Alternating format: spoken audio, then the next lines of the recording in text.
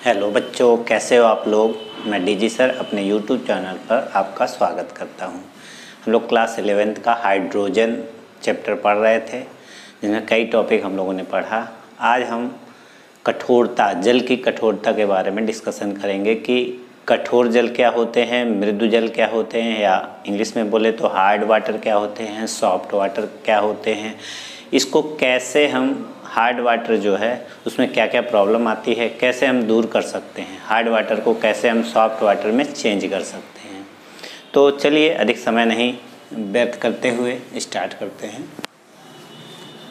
हाँ, देखिए, hard water and soft water यानी कठोर जल एंड मृदु जल कैसे होता है, क्यों होता है, उसके पे भी डिस्कस होगा। पहली बात, अगर आपके जल में यानी वाटर में कठोरता है यानी हार्डनेस है तो वो साबुन के साथ झाग नहीं बनाएगा।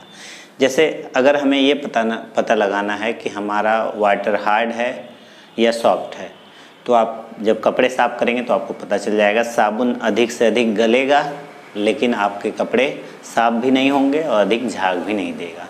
तो इससे दूर करने का भी उपाय होता है, लेकिन कुछ जगह ऐसा होता है, यहाँ तो हम लोग को अधिक प्रॉब्लम नहीं होती, लेकिन कहीं कहीं कुछ आयन की वजह से ये प्रॉब्लम आती है, जिसकी वजह से साबुन गलता जाता है लेकिन कपड़े अच्छे से साफ़ नहीं होते, वेस्टेज ऑफ सोप होता है। लेकिन ये हार्डनेस डिटर्जेंट के लिए नहीं प्रॉब्लम क्रिएट करता है ये, बल्कि जो आप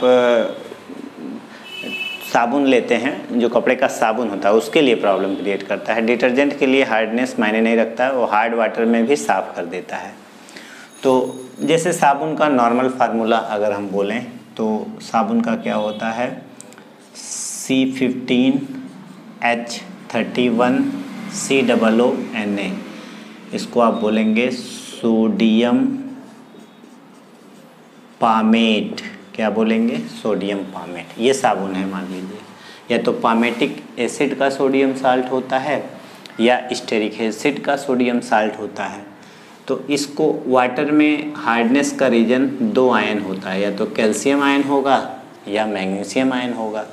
अब ये कैल्शियम आयन चाहे कैल्शियम क्लोराइड के फॉर्म में हो, चाहे सल्फेट के, चाहे बाइकार्बोनेट के फॉर्म में हो, हार्डनेस क्रिएट करता है। हम आयन लिख दिए, मान लीजिए वाटर में Ca+2 आयन प्रेजेंट है, जिसके वजह से हार्डनेस आ रही है।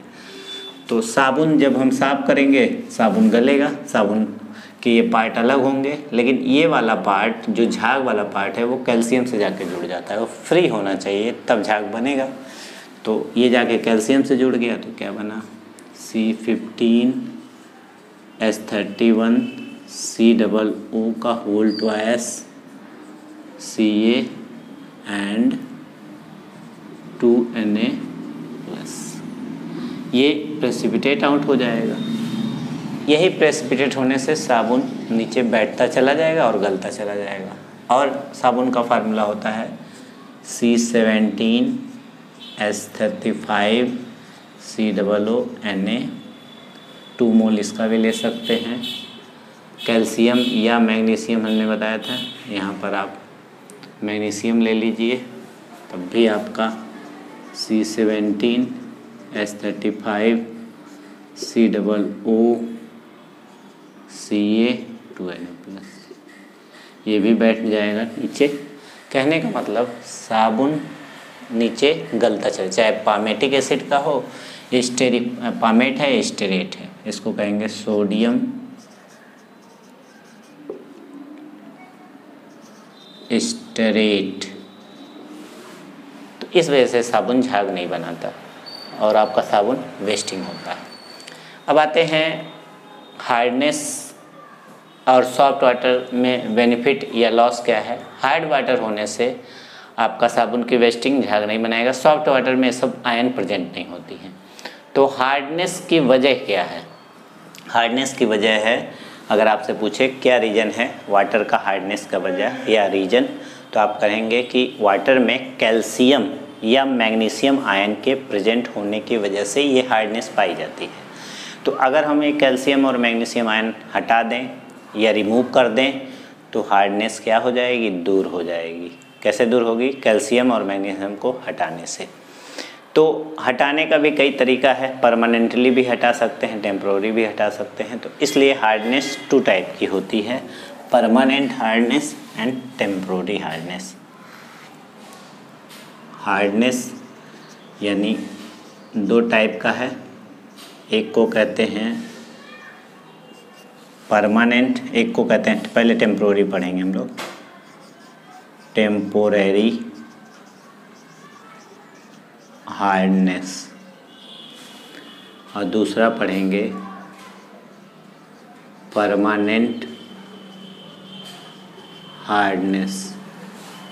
ठीक, 2 टाइप का हार्डनेस है, एक हिंदी में बोलेंगे अस्थायी कठोरता और इसको बोलेंगे अस्थायी कठोरता, टेम्पोररी हार्डनेस एंड परमानेंट। तो जैसा कि नाम है, और दोनों ही हार्डनेस का रीजन क्या होता है, मेन कैल्शियम या मैग्नीशियम आयन तो होगा ही, उस अगर कैल्शियम का क्लोराइड भी हो सकता है, कैल्शियम या मैग्नीशियम का क्लोराइड, सल्फेट, ये सब हो सकते हैं, या बाइकार्बोनेट। तो जो टेम्पोररी हार्डनेस होता है वो कैल्शियम या मैग्नीशियम का बाइकार्बोनेट होता है। क्या होता है, कैल्शियम या मैग्नीशियम का बाइकार्बोनेट होता है।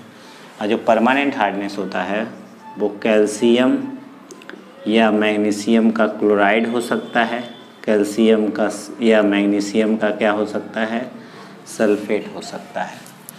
ये सब आपका परमानेंट हार्डनेस की वजह से होता है, और टेम्पोररी हार्डनेस में सिर्फ आपका बाइकार्बोनेट होता है। इतने का स्क्रीनशॉट लीजिए, आगे का हम डिस्कशन करते हैं।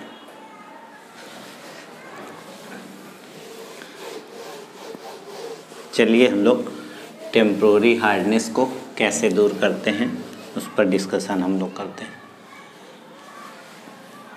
तो हम हेडिंग डाल रहे हैं, रिमूवल ऑफ टेम्पोररी हार्डनेस।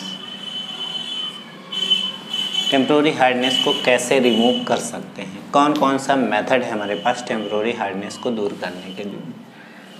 देखिए 2 मेथड है, 2 मेथड है। एक है बाय बॉयलिंग,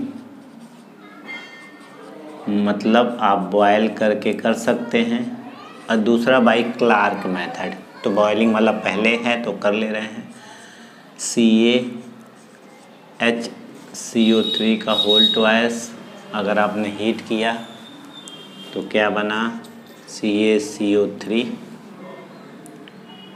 और CO2 प्लस H2O निकल गया, या मैग्नीशियम बाइकार्बोनेट और क्या MgCO3 CO2 एंड H2। क्या होगा, वाटर में ये सब आयन प्रेजेंट होंगे। कभी कभी आप देखते होंगे कि वाटर को गर्म करते हैं तो बर्तन पे वाइट कलर का कुछ जमा हो जाता है, तो ये क्या है, वही वाटर के अंदर बाइकार्बोनेट था जो आपने हीट किया तो वाइट जमा हो गया, तो कार्बोनेट के रूप में प्रेसिपिटेट हो गया। ये इंसुलेटर होता है, ये अगर लगातार गर्म करते रहेंगे तो बर्तन को इस तरह कर देगा कि ज़्यादा गर्म नहीं होगा, इसलिए उसको साफ़ करना भी पड़ता है। तो ये बाइकार्बोनेट ही कार्बोनेट में चेंज होने की वजह से ऐसा होता है। तो बॉयलिंग हो गया, एक मेथड था। दूसरा बाय क्लार्क मेथड। क्लार्क की एक विधि थी जिसमें कैल्शियम हाइड्रोक्साइड से गर्म करके हम कैल्शियम हाइड्रोक्साइड, जिसको हिंदी में बुझा हुआ चूना कहते हैं, ठीक है, और उसके वजह से उससे रिएक्शन करा के हम इस हार्डनेस को दूर कर सकते हैं। जैसे CaHCO3 रिएक्ट विथ किससे, कैल्शियम हाइड्रोक्साइड, इसको स्लैग्ड लाइम इंग्लिश में बोलते हैं। जब रिएक्शन कराएंगे तो CaCO3 का 2 मोल अलग होता है एंड 2H2O अलग होता है। और बाय द वे आपके पास मैग्नीशियम का बाइकार्बोनेट है सपोज करिए, और उसको आपने CaOH का होल ट्वाइस से रिएक्ट कराया तो 2 कार्बोनेट बनेगा MgCO3, यहाँ 2 था तो 2 बन गया था, ये CaCO3 एंड ये सब प्रेसिपिटेट हो जाते हैं और हार्डनेस हमारी, तो टेम्प्रोरी हार्डनेस के लिए मेनली इन दोनों का यूज करते हैं और बाकी परमानेंट हार्डनेस के लिए यूज करते हैं। हालांकि परमानेंट वाले से टेम्प्रोरी अपने आप दूर हो जाता है, तो इसलिए और रिमूवल ऑफ हेडिंग हमारा रहेगा परमानेंट हार्डनेस को दूर करने के लिए।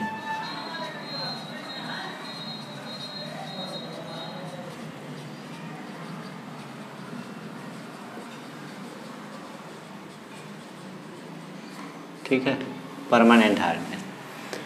तो उसमें भी कुछ मेथड है, जैसे पहला है बाई सोडियम कार्बोनेट।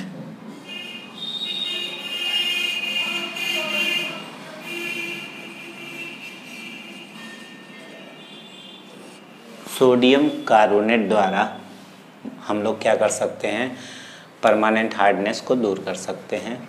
जैसे अब परमानेंट हार्डनेस का रीजन हमने क्या बताया था, सपोज करिए CaCl2 है और सोडियम कार्बोनेट से आपने रिएक्शन कराया, परमानेंट हार्डनेस वाले में चाहे CaSO4 होगा या MgSO4 होगा, दोनों का एक रिएक्शन हम कराएंगे। तो Ca हीट करने पर क्या होगा, थोड़ा सा CaCO3 और 2NaCl। फिर आपका मान लीजिए MgSO4 हमने ले लिया, क्योंकि क्लोराइड कैल्शियम या मैग्नीशियम का क्लोराइड या सल्फेट हो सकता है, तो सोडियम कार्बोनेट हमने ले लिया और हीट किया, तो क्या बना आपका MgCO3, ये डिपॉजिट हुआ और Na2SO4, हालांकि ये आयन के फॉर्म में रहता है, Na आयन, Na2SO4 नहीं बनता, बल्कि ये आयनाइज होकर 2Na प्लस और 2Cl माइनस बनता है, ये 2Na प्लस और SO4 2 माइनस बनता है। ठीक है, इस तरह से हम सोडियम कार्बोनेट से परमानेंट हार्डनेस को दूर कर सकते हैं। और भी मेथड है, जियोलाइट मेथड है सेकंड, बाई जियोलाइट। आप जियो मोबाइल मत समझिएगा, जियोलाइट है। जियोलाइट किसको कहते हैं, फार्मूला होता है Na2Al2Si2O8। इसका पूरा नाम है सोडियम एल्यूमिनो सिलिकेट। इसे क्या कहते हो आप, जियोलाइट। और इसे आप इस तरह से रिप्रेजेंट कर सकते हो, कैसे, Na2Z, और Z क्या रिप्रेजेंट कर रहा है, Al2Si2O8 को रिप्रेजेंट कर रहा है। तो हम शॉर्ट में ऐसे रिप्रेजेंट कर सकते हैं। और इसकी अगर रिएक्शन आपको दिखानी है तो कैल्शियम या मैग्नीशियम का सपोज करिए CaCl2 है और आप Na2Z ले लिए, तो पूरा फार्मूला लिखने का मन नहीं है तब भी काम चल गया आपका, लेकिन Z क्या है वो रिप्रेजेंट करना होगा आपको ये चीज़। तो जब इसके साथ हीट किए, किसी कंटेनर में आपने जियोलाइट लिया हुआ है, हार्ड वाटर डाला जिसमें कैल्शियम या मैग्नीशियम का क्लोराइड या सल्फेट है, तो ये प्लस बना, ये माइनस, और मान लीजिए ये प्लस प्लस माइनस से रिएक्शन हुआ तो 2NaCl बना और CaZ कैल्शियम जियोलाइट बन गया। या आप बड़े फॉर्म में करना चाह रहे हैं तो CaCl2 ले लीजिए, पूरा फार्मूला लिखिए, फिर Na2Al2Si2O8, ये अलग, ये अलग, ये प्लस, ये माइनस, ये प्लस, ये माइनस, तब क्या होगा, Na के साथ Cl तो बनेगा ही और कैल्शियम के साथ Al2Si2O8 बनेगा, जियोलाइट। अब इस जियोलाइट की एक ख़ास बात होती है, अगर सॉल्यूशन में NaCl तो मिला ही है और NaCl अगर डाल दें Ca, तो रिएक्शन रिवर्सिबल हो जाती है। Al2Si2O8 मान लीजिए बना है और NaCl डाल दें तो NaCl का अमाउंट बढ़ जाता है, रिएक्शन इस डायरेक्शन में आने लगती है, जिसकी वजह से हमें क्या हो जाएगा, CaCl2 फिर से वापस मिल जाएगा और सॉरी CaCl2 कर रहे हैं, Na2Al2Si2O8 जियोलाइट हमें वापस पाना चाहें तो इस मेथड से हम पा सकते हैं। स्क्रीनशॉट लीजिए।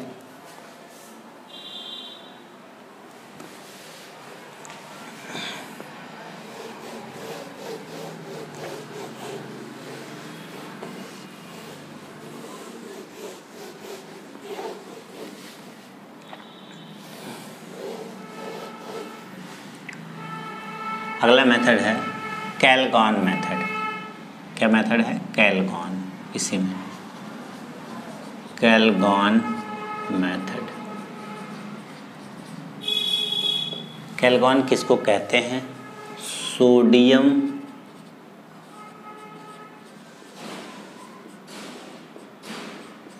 हेक्सामेटाफॉस्फेट। क्या कहलाता है?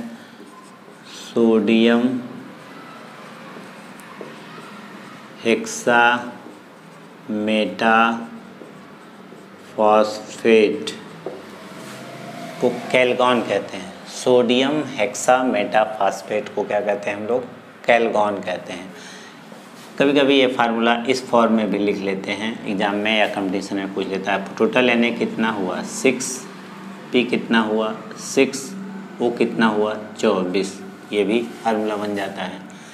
तो कैलगॉन मेथड का यूज कैसे करेंगे? देखिए, अब आपका कैल्शियम या मैग्नीशियम, मान लीजिए कैल्शियम क्लोराइड है, हार्ड वाटर में प्रेजेंट है। जब आप उसकी रिएक्शन कैलगॉन से कराएंगे, कैलगॉन का फार्मूला आपको हमने बता ही दिया है, तो क्या होगा? 2 मोल इसका लेना पड़ेगा। Na2 तो ऐसे ही रहने दीजिए, अंदर का Na सब, ये तो आयन के फॉर्म में पहले ही अलग हो जाएगा। तो Ca2 ये इसका जगह लेगा और ये इसका जगह लेगा। Ca2PO4 का होल ट्वाइस 6, और कैल्शियम ने उसका जगह लिया, और NaCl 4 NaCl आपका अलग हो जाएगा। यही प्रोसीजर उसके साथ भी आप कर सकते हैं। MgSO4 या ये सब लेकर के भी आप इस प्रोसेस को करा, 2 मोल लेना पड़ेगा। तो ये कैलगॉन प्रोसेस कहलाएगा। कैलगॉन का मतलब सोडियम हेक्सामेटाफॉस्फेट की रिएक्शन कराइए, ये प्रेसिपिटेट आउट हो जाएगा, और चूँकि कैल्शियम के वजह से हार्डनेस थी वो दूर हो जाएगी। ठीक। अब एक मेथड है जो आजकल बहुत यूज होता है, उस मेथड का, उसका नाम है, लास्ट मेथड है ion exchange resin method. NCERT में भी आपके इस मेथड का यूज दिया है। तो आयन एक्सचेंज रेजिन मेथड होता क्या है? इस मेथड में कोई भी आयन प्रेजेंट नहीं होता है, जबकि ये सब मेथड में कैल्शियम या मैग्नीशियम दूर कर देते हैं, बाकी आयन प्रेजेंट रहता है। लेकिन ये सबसे अच्छा मेथड माना जाता है, आजकल इसी मेथड का यूज करते हैं। तो इसमें होता क्या है? इसमें आपका हम रफ डायग्राम बना रहे हैं, बहुत अच्छा डायग्राम तो नहीं है, और इस तरह से होता है। यहाँ से आप हार्ड वाटर डालते हो, ठीक है, और पहले से 2 टैंक लेते हैं, जिसमें आधा से ज़्यादा आपका निगेटिव रेजिन पहले वाले में पड़ा होता है। निगेटिव रेजिन का काम क्या होगा? पॉजिटिव आयन को अपनी तरफ खींच लेना। और दूसरा जो कंटेनर होगा, 2 कंटेनर लेते हैं, 2 टैब आप बोल सकते हैं, उसमें भी क्या होगा? पॉजिटिव रेजिन प्रेजेंट होता है। क्या होता है उसमें? पॉजिटिव रेजिन प्रेजेंट होता है पहले से, आधे से ज़्यादा इसमें भी। तो ये क्या करेगा? निगेटिव रेजिन ने धन आयन यानी कैटायन को लिया, पॉजिटिव ऋण आयन को लिया, और बचा हुआ आयन फ्री सॉल्यूशन हम कलेक्ट कर लेंगे। तो हमें डिस्टिल्ड वाटर की तरह प्योरेस्ट फॉर्म में कंपाउंड मिलता है। अब हार्ड वाटर को यहाँ से आपने डाला, यहाँ से आपको सॉफ्ट, यहाँ से तो यहीं पे सॉफ्ट हो जाता है वाटर, आयन फ्री लेकिन यहाँ पे होता है। तो निगेटिव रेजिन में होते क्या हैं? निगेटिव रेजिन में कार्बोक्सिलिक ग्रुप अधिक होता है। RCOOH टाइप का ग्रुप मैक्सिमम अमाउंट में मिलता है। तो हम यहाँ रिएक्शन लिख रहे हैं RCOOH, कैल्शियम आयन सपोज करिए आपके पास है Ca+2 आयन, और क्लोराइड आयन ये तो वाटर में डालते ही Ca+2 आयन और 2Cl- आयन में ब्रेक हो जाएगा, तो इससे रिएक्ट करेगा तो ये क्या बनाएगा RCOO ट्वाइस NCl और H+, 2H+ और 2Cl-, ये तो प्रेसिपिटेट आउट हो गया। अब सॉल्यूशन में हमारे पास 2H+ और 2Cl- आयन बचा है, और ये क्या काम किया, निगेटिव रेजिन का। और निगेटिव रेजिन नाम क्यों है, क्योंकि इसने पॉजिटिव आयन को अपनी तरफ अट्रैक्ट किया। सिमिलर आप मैग्नीशियम के लिए भी यही काम कर सकते थे। चलिए अब हम लोग दूसरा, इसमें क्या रिएक्शन होती है, अब दूसरा काम करता है हमारा, ये जब यहाँ से फ्री यहाँ पर आया तो सारे कैल्शियम या मैग्नीशियम आयन प्रेसिपिटेट आउट हो गए। अब आपका जो हार्डनेस का रीजन क्या था, कैल्शियम मैग्नीशियम, वो अलग हो गया है। अब बचा क्या, बाकी क्लोराइड और सब आयन के हार्डनेस नहीं होता। अब ये सॉफ्ट वाटर है, अब ये अंदर जा रहा है, इधर यहाँ पॉजिटिव रेजिन है। अब पॉजिटिव रेजिन में मेनली क्या होता है, RNH3+OH-, यानी अमोनियम हाइड्रोक्साइड एल्किल ग्रुप के साथ प्रेजेंट होता है। इसको आप बोल सकते हो क्या, पॉजिटिव रेजिन। दूसरे टैंक में है ये। और आपके आयन में क्या क्या बचा हुआ है, बचा है आपका 2H+, और क्या बचा है 2Cl-। अगर यहाँ भी 2 मोल हम ले लें तो आगे की रिएक्शन सिंपल हो जाएगी। RNH3 2 मोल और Cl- 2Cl की हमें ज़रूरत ही थी, और 2H2O हमारा बाहर। तो आप देख रहे हैं कोई विदाउट आयन वाटर हमारा फ्री हो गया, कोई भी आयन अब प्रेजेंट नहीं है, सारे आयन को कलेक्ट कर लिया। आज के समय में सबसे प्योरेस्ट मेथड इसको आप कह सकते हैं, जिससे हम विदाउट आयन, किसी आयन के ये मेथड्स कंप्लीट करा लेते हैं। और इसकी ख़ास बात और है कि अगर आप एसिड बेस से रिएक्ट कराते हैं तो दोबारा से आपको वो आयन मिल जाता है। जैसे ये वाला सॉल्ट और ये वाला साल्ट आप कलेक्ट कर लीजिए, मान लीजिए हमने इसको कलेक्ट कर लिया RCOOCA, इसको H2SO4 से मान लीजिए आपने रिएक्ट करा दिया, तो क्या होगा, ये बन जाएगा दोबारा से RCOH, और क्या बन जाएगा ये CaSO4।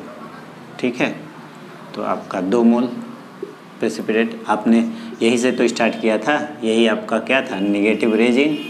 मतलब इसमें एक ख़ास बात है, रेजिन वेस्ट नहीं होता, फिर से आप पा सकते हैं। अब इसका क्या करें, मान लीजिए RNH3Cl है, NaOH से रिएक्ट करा दीजिए, तो क्या हो जाएगा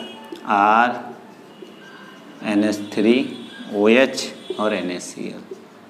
तो आप देख रहे हैं आपको रेजिन, पॉजिटिव रेजिन भी मिल गया। इस रेजिन का दोबारा से यूज भी कर सकते हैं, इसलिए इस मेथड को बेस्ट मेथड माना जाता है हार्डनेस दूर करने के लिए। Thank you for watching my video. अगर आपने पहले वाला वीडियो नहीं देखा है तो इस चैप्टर में उसको देख लीजिए, और बेल आइकन ज़रूर दबाइएगा, इसलिए कि आपको नया वीडियो अपने आप पता चल जाएगा, किसी की ज़रूरत नहीं लगेगी। और सब्सक्राइब भी कर लीजिए। Thank you for watching my video.